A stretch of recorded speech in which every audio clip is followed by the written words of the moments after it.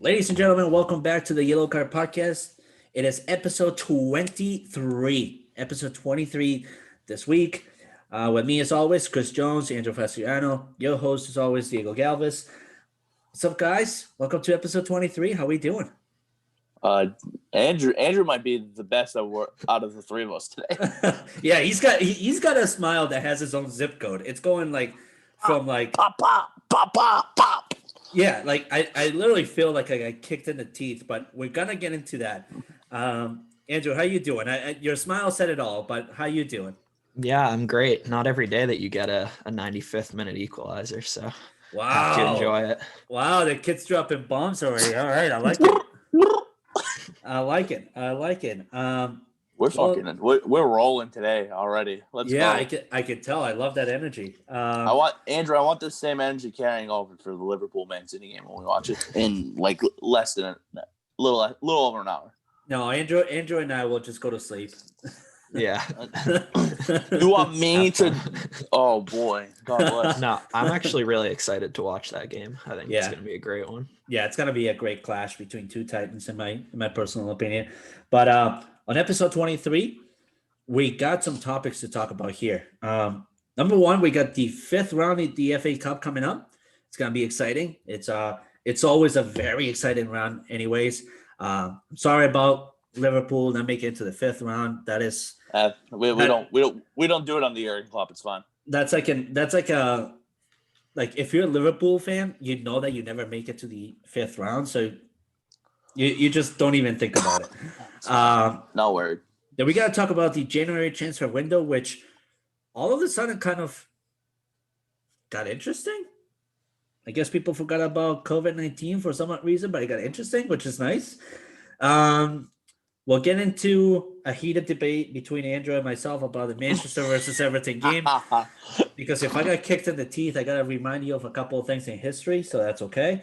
And then, lastly, listen, we actually got some excitement coming out of North America for the MLS Cup, for the MLS tournament coming up. So without further ado, let's get started. Fifth round of the FA Cup. We got some interesting matches coming up here. Andrew, I'm gonna start it off with you. Fifth round cup of the FA Cup here, should I say. What are your most interesting matches that you're looking forward to? And what is something that you might just see coming out of left field as a surprise? Yeah, for sure. So 16 teams left in the competition. We're starting to get towards the serious end. Next round is the quarterfinals, so not too far away from figuring out which teams will be playing at Wembley and playing for a chance to win the tournament this year. My pick for the game I'm most excited for is a pretty easy one. Everton against Tottenham on Wednesday. No so biased already. Biased. It's not Burnley and Bournemouth. Not quite the same level of excitement. It could be a good one still, but I mean, I've been talking about this game for a couple weeks now. I think this is maybe Everton's most important game of the season up until this point. I feel like we really need a cup run. It's been a while. I think 2016 was the last time we made it to the semifinals. Lost to Manchester United. So Diego knows about that one. But yeah, I mean, I don't remember the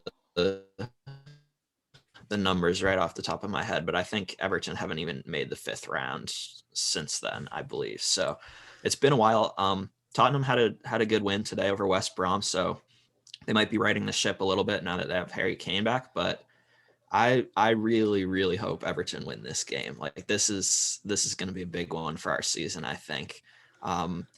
Other ones that I'm looking forward to, I think that the Man United West Ham game is another good one.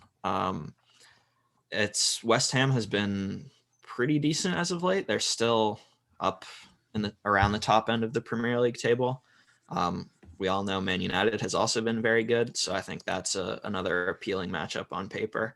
What are your thoughts on that game, Diego, with Manchester United in it?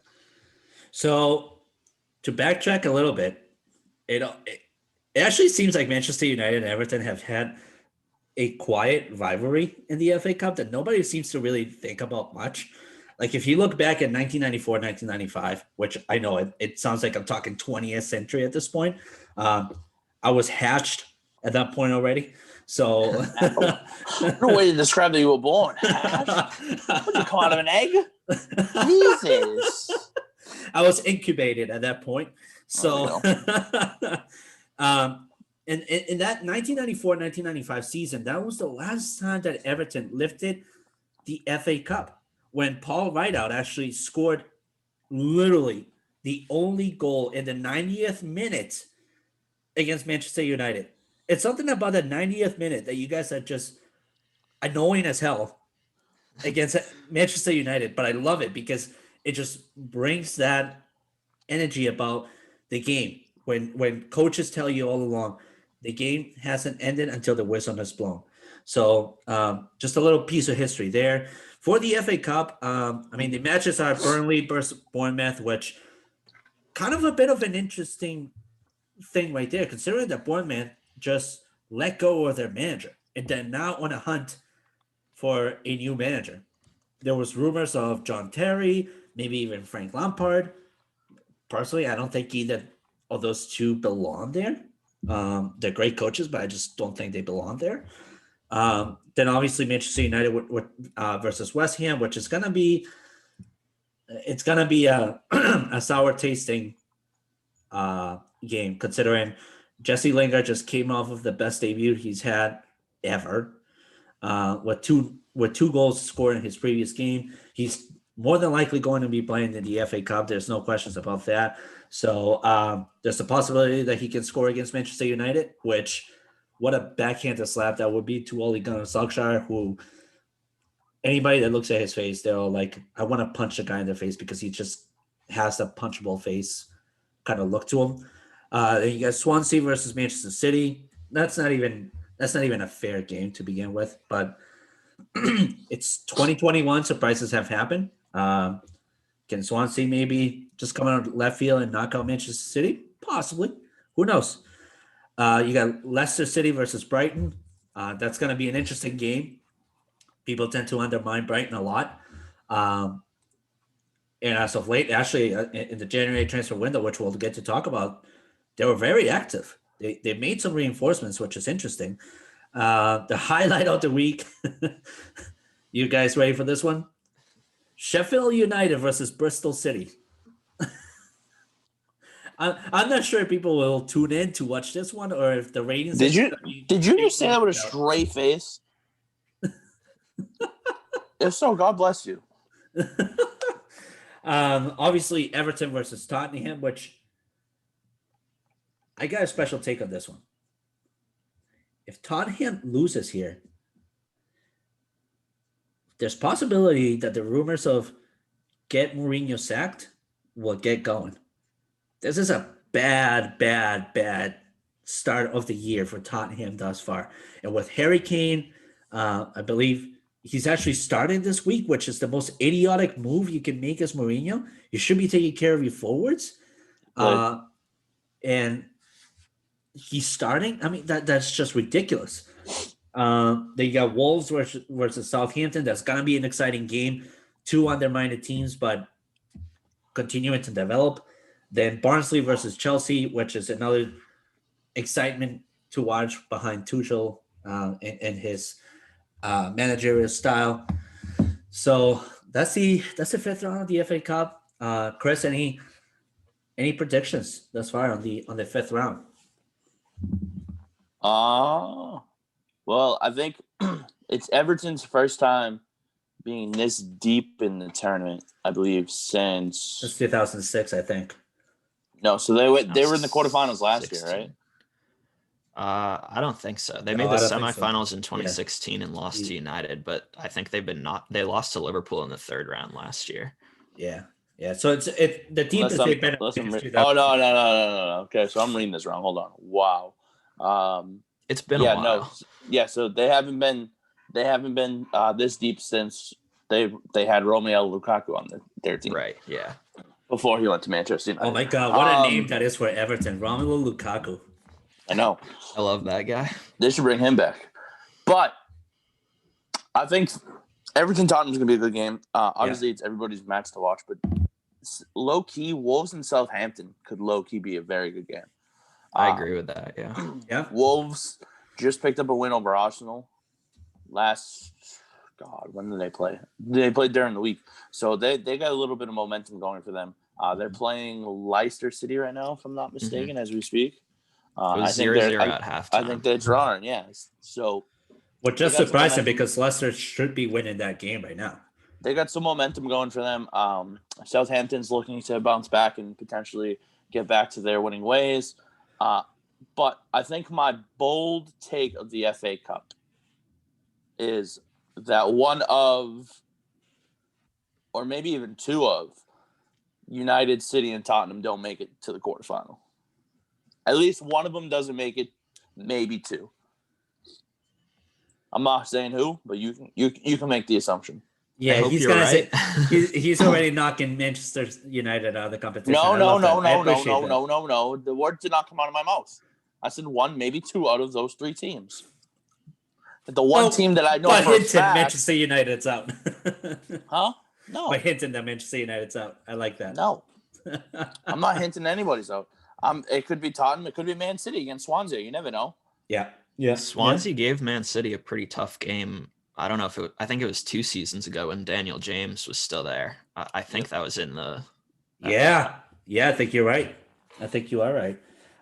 Wow, that's another throwback name, Daniel James for Swansea. Like, yeah, when you look at his record, he went from Swansea to where did we pick him up from? I think from Swansea. He almost went to Leeds, but the deal didn't happen, if I recall correctly. Is it Swansea or was it Southampton?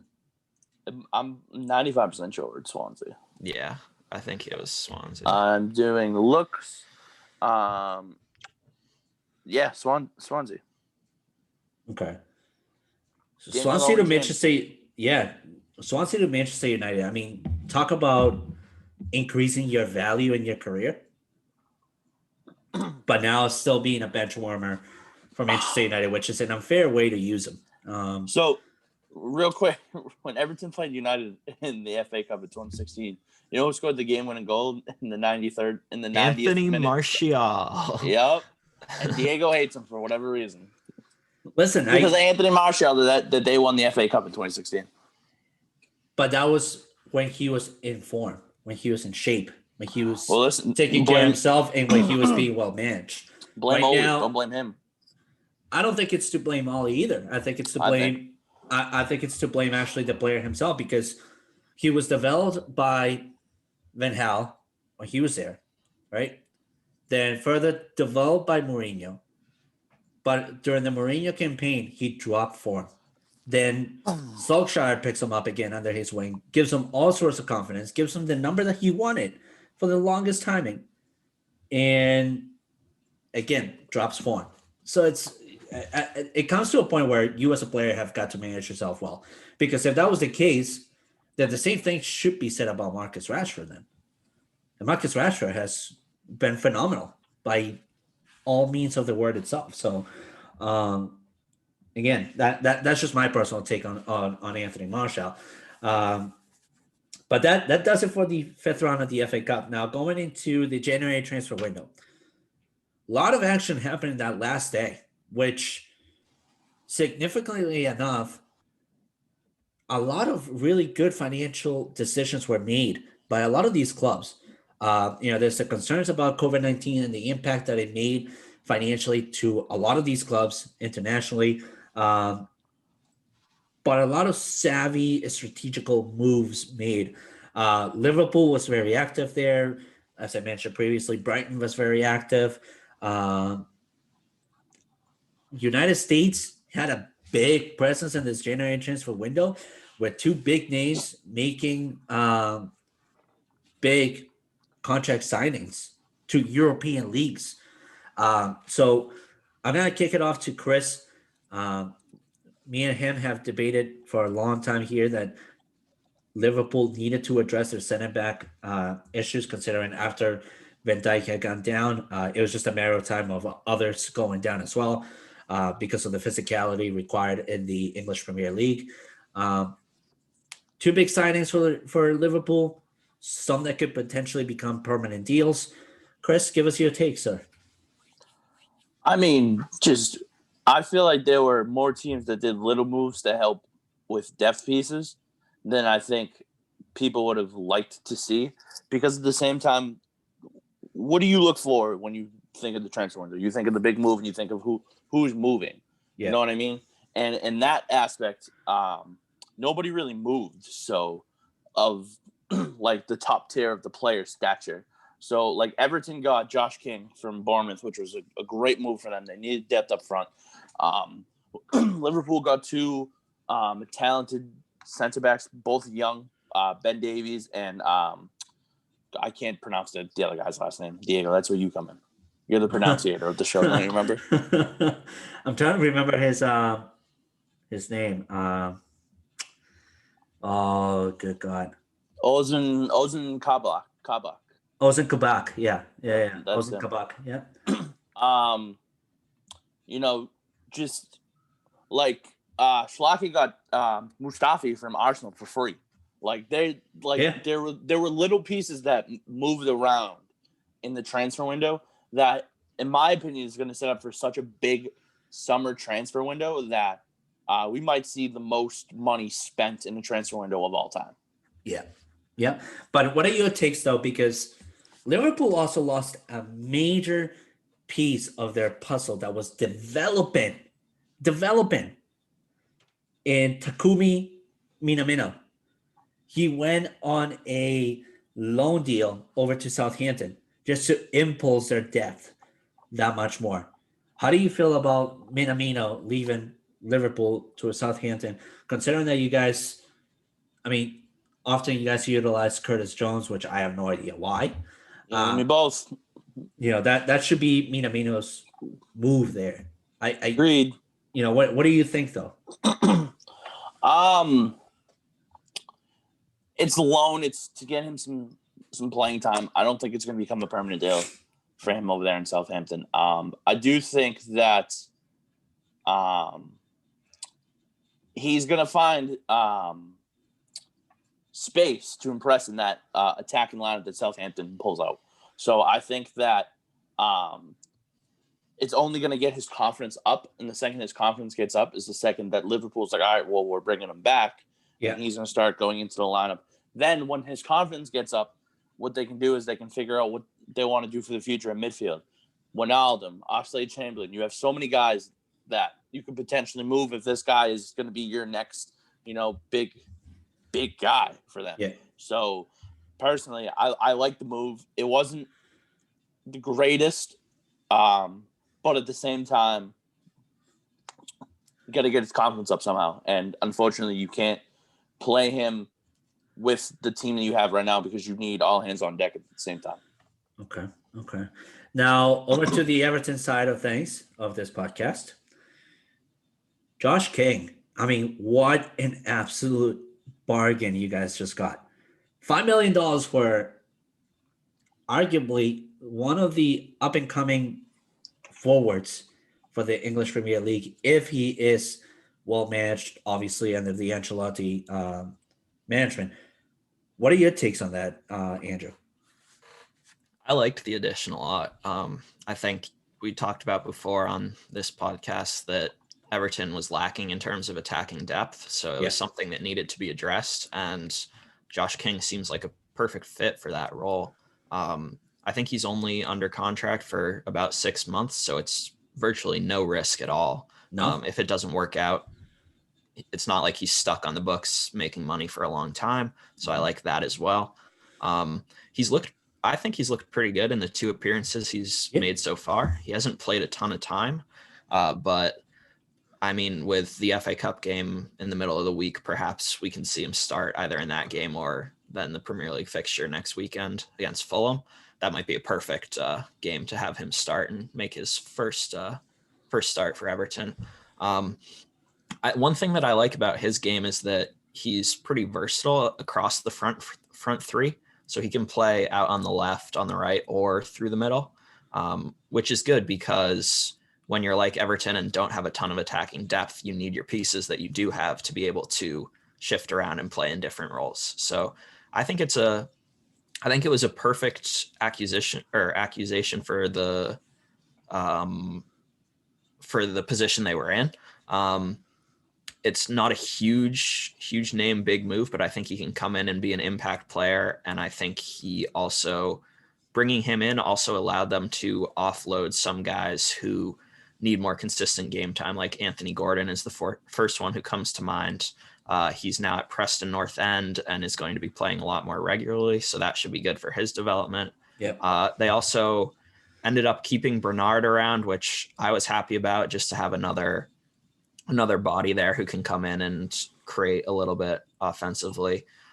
So there were points towards the end of the window where I was a little bit worried about the amount of depth, but by the end of it, I'm pretty happy with where Everton stands now. Sure. So on this January transfer window, we are expecting some big names to finally kind of get moving ahead, right? We're expecting the possibility of the Yacht Upamecano to make his move to either Liverpool, Real Madrid. I think Chelsea was maybe in the mix up there, and so was Manchester United. Um, didn't happen. Same thing with Dele Alli going to PSG. Didn't happen.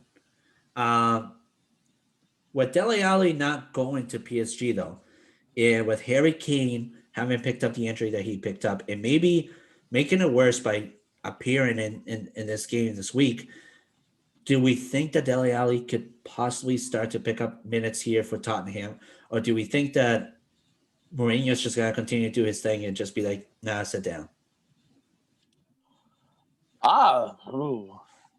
Goodness gracious. Yeah, I mean, I just think that they're in a weird spot right now because they desperately need to be good, and if they're not going to be good, then as I've mentioned in the past, Harry Kane's going to be looking for a new club to go to. Yeah. So they're doing literally whatever it takes, and even potentially injuring their star striker and Harry Kane in the process. So legitimately, they need to win something so bad that if not, Tottenham could be in some real rough purgatory, middle of the pack patches for years to come. Yep. No, I agree with that. Andrew? Yeah, I think that's spot on. I mean, I believe they're in the EFL Cup final, so that's an opportunity to try and win something. I think Europa League is also potentially a viable option for them to get something out of this season. They're not going to win the Premier League, obviously, at this point. So I agree with that, with what Chris said, that they really need to, if they're gonna play kind of this strange style where they're really reserved and not going out on the front foot and attacking teams, it has to at least work and pay off in terms of a trophy of some sort. So I think, Diego, the point that you made earlier about people calling for Mourinho to be sacked, I think there's some truth to that, in that the pressure is starting to build. Like if you bring in a big name like Mourinho, you want results. And if you're not getting results, the style of play at least has to be nice to watch. And it's not right now. So he needs to deliver results, or else he could be in trouble. The style is nice to watch when you got guys like Son and Harry Kane connecting. But if you don't have those two connecting, I agree, Andrew. It's just it becomes a real boring game. Yeah. I was happy with the fact that they actually started, Lucas Moura today for the first time in a long time. But they need to let, if Dele Alli is healthy, they got to play him. Yeah. In my opinion, plain and simple. I mean, this almost looks like a darker shade of how the team was when Mauricio Pochettino was not starting to deliver up to the standards that Levy, the ownership of Tottenham, wanted. So I'm surprised that the Zach Mourinho allegations haven't started. They're probably soon to start, especially if they drop form. But anyways, besides that, there were some big American names that made the January transfer window that much more exciting too. Those names were Chris Richards going on loan from Bayern Munich over to the German side, Hoffenheim. There was also a couple other names in here, like Matt Hope making his debut signing with oh goodness gracious, why am I forgetting the name? Why am I forgetting the Schalke, name? right? In Yeah, Germany. Schalke 04. Yep, he made his first professional contract. So congratulations to the American. Can't forget Brian Reynolds going from FC Dallas to Roma. Yep, The exactly. 19-year-old. And then we also had an exciting transfer as well. DeAndre Yetland, who was starting to drop out of favor in Newcastle, going to Turkish giants, Galatasaray, just making it that much better for the Turkish side. So congratulations to the Americans. Very, very, very big day for the Americans, considering that the U.S. men's national team continue to develop and could be an exciting team to watch in Qatar 2022. We'll get into that in episodes to come, but definitely watch out for the U.S. men's national team. Now to transition over to, I've been avoiding this debate as much as I can, but I can't help it. Manchester United's grotesque defensive performance versus an Everton side that I don't know what Ancelotti said in that second half in that locker room. Maybe he went off and swore in Italian like never before. But goddamn, Everton came out of there throwing a lot of smoke to the point that they burned Manchester United in the last minute, in the last favorable play of the whole entire match. Andrew, you were highly disappointed by the first half. We finally started to see some emotion out of you in the second half, especially on our Twitch stream, which if you guys haven't checked them out, please check them out. We're there every weekend, whether it's a Saturday or whether it's a Sunday. We're there every weekend, early in the morning to get you fired up and excited for the English Premier League. What went right for Everton? Yeah, well, I mean, full disclosure, I thought the game was over when it was 2-0 at halftime. Yeah. You weren't the only one. No, yeah. I think that's a pretty popular take at that point. Everton had nothing going for them offensively at that point in time. And from watching post-game interviews, I think actually the change didn't actually come at halftime. So Dominic Calvert-Lewin said that basically they came out the same way in the second half.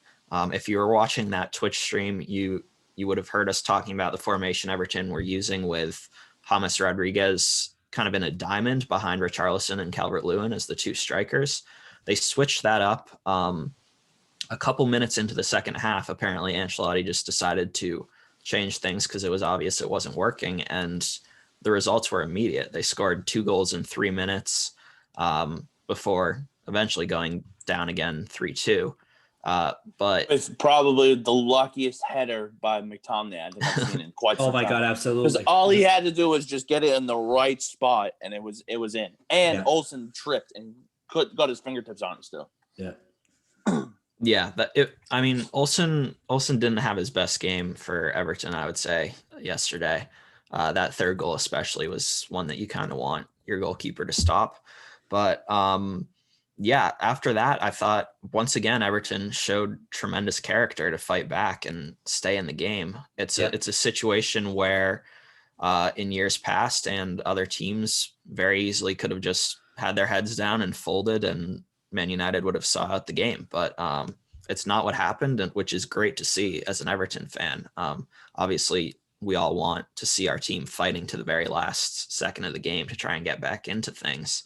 And this time around, it happened to work. Dominic Calvert-Lewin was in the right place. I believe it was Harry Maguire who was playing almost the whole Everton team on side. So Diego might have something to say about that. But he was, but that last goal is on a combination of Lindelof and De Gea a little bit, because that's a stop that De Gea should have easily made. But if it doesn't, so when Digne made the cross, it hit off of the back of Lindelof's head, and it literally went right onto Calvert-Lewin's foot, and he just put it in. But I mean, how do you not? So Number one, I'm very disappointed in the defensive game that Manchester United brought. It was a problem in the first half, and it deteriorated to an even worse problem in the second half, and became just junior high kind of defensive game by literally the last 2 minutes of the game, which we've heard it before and we'll continue to hear it. Coffees with closers. Manchester United didn't get any coffee whatsoever at that closing point. Uh, it was as much of a defensive play as well as a goalie play there, because De Gea should have came out to defend his net.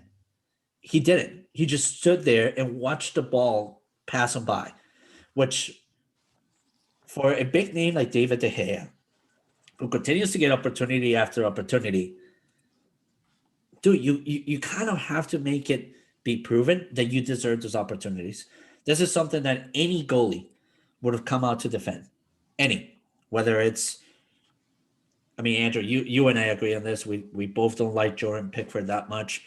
Uh, if it was Sergio Romero, he would have came out. If it was Dean Henderson, he would have came out. Hell, even if it was Lee Grant, he would have came out to defend that game. So it was so disappointing. I was actually extremely excited to see that switch that Ancelotti made with James Rodriguez, because while you still need him to be the creative piece of the center field of the midfield game, that center position was more of a kind of stopper position for him. Rodriguez is not much of a defensive player, and we can all agree on that. He's not going to be making the. What makes you say that? Right? I mean, if you watched the stream last night, Andrew and I both agreed that put in Andre Gomez and James Rodriguez literally in that center position of the midfield. It's utilizing them for stoppers, for imaginary stoppers that really don't exist, because they're more of a creative piece than anything else. Bruno Fernandes continued had a great game throughout the whole entire 90 minutes for Manchester United. He looked very good. He scored a beauty of a goal over Olsen. That was just pure high technique shot by Bruno Fernandes. There was, regardless of who you have in net, there was nothing stopping that. Rashford looked real good. Unfortunately, he kind of went out of the game to what appeared to be a little bit of a foot injury. Nothing concerning, but still, you want to watch out for him, because if Rashford goes down, we really don't have much of a left winger available for Manchester United. Solskjaer has got to do away with the Lindelof Maguire formula. It hasn't been working. It hasn't worked for 3 years, and it's not going to work. Solskjaer, I don't know what language you need to hear this on, but it's not working, dude. It's not. You got to replace it with Eric Bailly, somebody who can actually make defensive plays, who's not afraid to pull his body out and make a defensive play, or really teach some technicality to Axel Tuanzebe, somebody who you can actually develop. The guy's craving development, and you're not giving it to him. You're putting him in minutes that perhaps were by far the worst minutes that he should have been playing in. And a defining moment of this game where you should have brought in a more technical piece into this game than somebody who was just going to allow for a possible mistake to happen, which is exactly what happened in that last play against Everton, an unnecessary foul that gave Everton a chance to make the play that they did, and well executed as well. I think going forward for Solskjaer, I think even better, even the 2021-2022 campaign for his summer transfers, he's gonna have to get rid of Harry Maguire. Maguire just has not worked out for Manchester United. He will not work out for Manchester United. And quite frankly, he doesn't deserve the captain band for Manchester United. He doesn't have that United DNA that is required out of a captain. If anybody was to have that band, it should be a Marcus Rashford. It should be a David De Gea. Hell, I'll even give it to a Bruno Fernandes, somebody who can actually breathe United DNA, because he's shown that grit. Harry Maguire being the captain of Manchester United, it's like getting kicked in the stomach for absolute no reason whatsoever. But that's that on Manchester United versus Everton. Chris, any last minute additions you want to make on that game? On that game, no, but it's 10:45, and I'm already mad at the Liverpool game. We'll get into that in the stream. We'll get an excited Chris Jones or a very aggravated Chris Jones. And I'm already aggravated. So. But last and not least, before we wrap this episode up, Andrew, you have a little bit of an MLS update for us that I want the fans to hear. So provide us that update before we wrap up this episode. And please don't go away anywhere because we got a Twitch stream coming up. Andrew, go ahead. Yeah, so if you've been following the MLS offseason, you know that there's been some negotiations over a new collective bargaining agreement between the Players Association and the league itself. So as of February 5th, Major League Soccer has released this statement saying that Major League Soccer and the MLS Players Association have reached a tentative agreement for a new CBA, which is obviously great news. You need the new CBA in place in order for the season to actually happen. So the statement reads as follows. Major League Soccer and the Major League Soccer Players Association today reached a tentative agreement on a new collective bargaining agreement.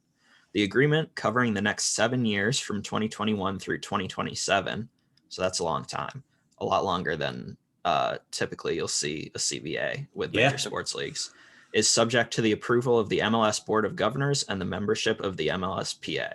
So basically you just need the league and the Players Association have agreed. You just need the board to approve it. And then you need, I guess, a vote from the Players Association to go ahead. And it's great news. I mean, obviously it's a tough time to be a professional athlete in a sports league with the pandemic and whatnot. So I think first and foremost, it's important to make sure that the players feel comfortable with the terms and they feel that they're safe and able to do their job to the full extent. So it sounds like because they've reached an agreement that has been sorted out, which is great. So yeah, it's good news. It's good news. I think the agreement more so means that we're not going to get a lockout to start the season. Exactly. Which means the training camps will open on time and the regular season will start at the beginning of April. Which is, again, it's very exciting news for the MLS. A lot of prospects coming up as well. So very exciting news. And on that note, that does it for episode 23 of the Yellow Card Podcast. As always, follow us on Twitter at Podcast Card. It's our Twitter handle. Follow us on SoundCloud and Spotify and YouTube. We're on there. Give us a like. Give us a dislike. Give us a subscription.